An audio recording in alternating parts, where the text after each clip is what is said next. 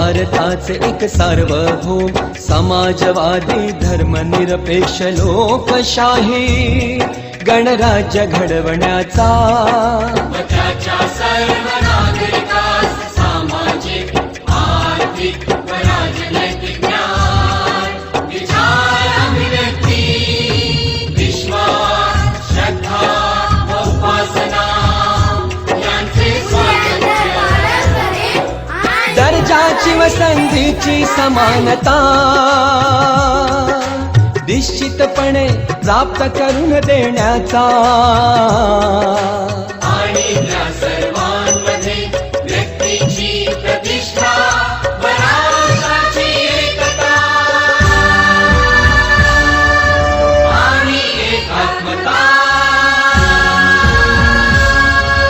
यांचे आश्वासन देणारी बंधुता प्रवर्धित करण्याचा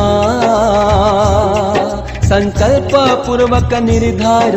करून